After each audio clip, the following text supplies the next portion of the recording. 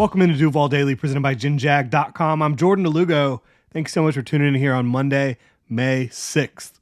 Right now, we're talking about Javon Foster, Jaguars' 4th round pick. I had a 4th round grade on him. So for me, it was a very good intersection of need and value. We're going to talk about him here today.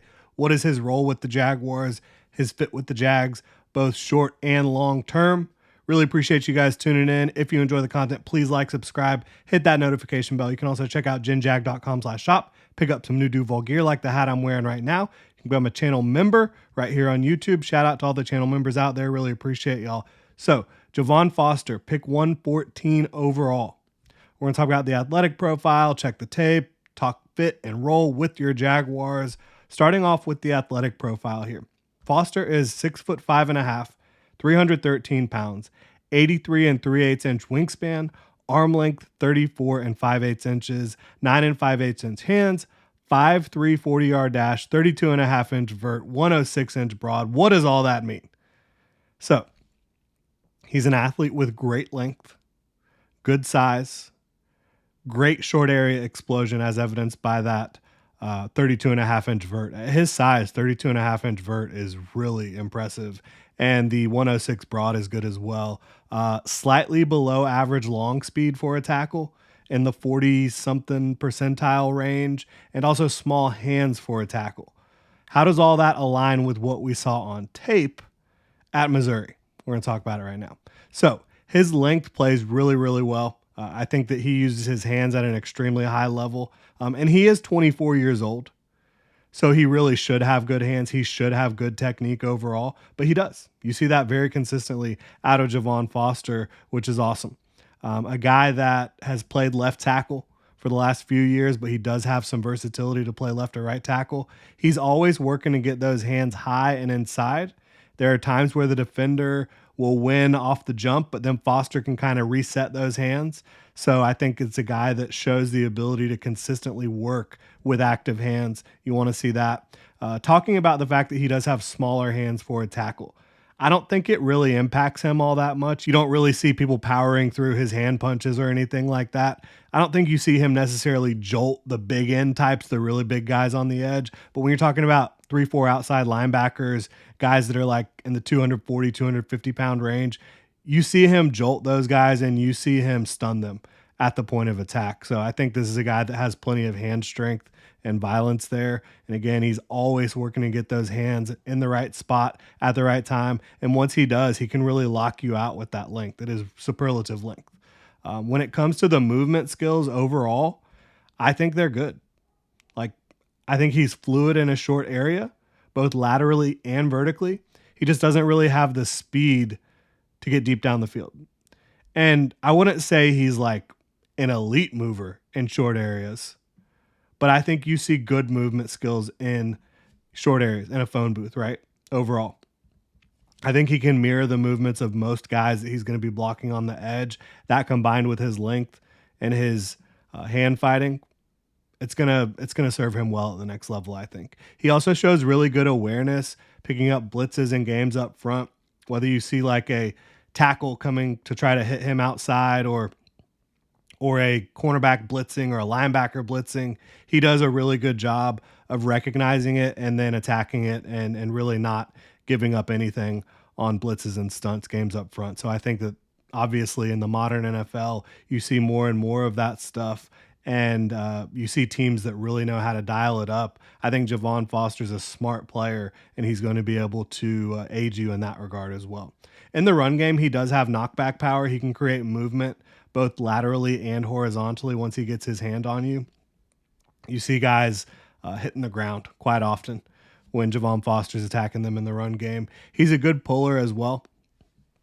Again, deep down the field in space, not the best situation for him, but working around that line of scrimmage, he has the athleticism to pull in the run game and, again, create some displacement. He's been a team captain. He started every game at left tackle for the last 3 years, but again, does have experience on both sides, which is key because he's going to be a swing tackle to start his career.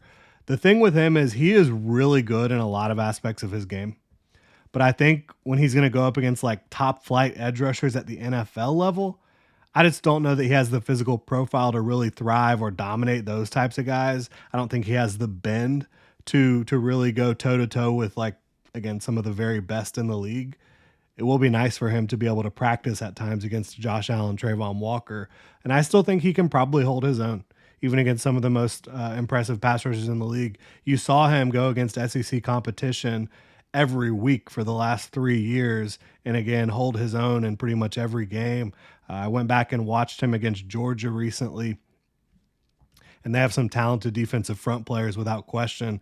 They have a guy that's probably coming out next year that's going to end up being a first-round pick on the edge. He went toe-to-toe with him and didn't give up much at all. So I think that he's got a chance here to really be a very nice value pick, early on day 3 of the draft for the Jaguars. But again, I think you have an older prospect who maybe close to peaked from a physical standpoint.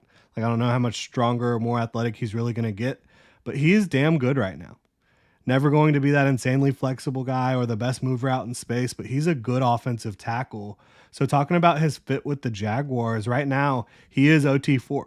You have 3 guys in front of him that you feel good about, right? You drafted Anton Harrison in the first round last year. He had a fantastic season at right tackle, especially in pass pro. I think that, he was playing through the shoulder injury all year. He needs to show a little bit more development in the run game, but the entire offensive line needs to be better in the run game, quite frankly. And then you talk about, you have Cam Robinson and Walker Little. So in 2024, immediately in his rookie year, he is offensive tackle 4. One thing I really like about him, though, is I think that he could be a swing guard as well in year 1, which gives me a little bit more confidence in their interior depth. I don't know that the Jaguars are going to use him in that regard, but I would not blame them, and I would not be surprised to see him get some reps at guard because, again, I do think he's a player who has the ability to play inside. He's physical, he's strong, he's got good length, so I could see that as well. And again, that would give you a little bit more versatility, a little bit more depth on the interior. Because quite frankly, the Jaguars' depth on the interior for me is a little bit suspect. Luke Fortner is a backup, not a starter now. You feel better about that. Tyler Shatley is back, but he is up there in age. I know they like Cooper Hodges a lot, but you haven't seen him in a game at all. So if Javon Foster could kind of solidify that interior depth as well, I would love that. Long term, though, is where it's really interesting for Javon Foster and the Jaguars because Cam Robinson and Walker Little are on expiring contracts. Can he show the Jaguars enough in year 1 in a season that he's probably not even going to see the field during the regular season if things go correctly, right? That you can let those guys walk out the door and then not take a tackle in round 1 next year? Like, can he show you that? Are they expecting to see that? I don't know. I think that's what's really fascinating, and there's a lot that goes into it. I think personally, when I'm looking at it right now, as of May 6th, their best course of action is going to be after the 2024 season to re-sign one of Cam Robinson or Walker Little and then let one of them walk, and then you'll have your 3, and again, one of Cam Robinson or Walker Little, Anton Harrison, and then Javon Foster. But it could go a lot of different ways. There's so many different things that can happen, from now till the end of the 2024 season. But based on my evaluation of Javon Foster's tape, I think he has a chance to start in the league. Maybe not ever be like an upper echelon starter, but be a decent starter, a quality starter. I think he'll be a great depth player at worst. I really do. A really good swing tackle and a guy who just plays the game smart. He has good short to medium explosiveness, right? Short area to medium area explosiveness, intermediate. I think he can move around the line of scrimmage. I don't think you want him working too far down the field a ton. But again, in a short area, 5 yards, 10 yards, I think he can get the job done athletically with his length. He's super smart. He's physical. He's strong. He has good hands. So I think that, again, great depth at worst. And honestly, if he was like 21 or 22, and maybe ran just a little bit faster of a 40 time, he'd probably be an easy day 2 pick. Like, the tape is very good for Javon Foster. So I think Jags fans should be excited about what the future could hold for him. Will he be a starter for the Jaguars? It's really going to depend on what we see throughout the summer into the preseason and training camp. And obviously, if he ends up having to see the field, something's probably gone terribly wrong at tackle. But if he has to see the field at guard, I mean, to me, I haven't seen him play guard. So that's one thing. But if the Jaguars give him an opportunity to be a swing guard, I think he would probably be their best backup guard right now.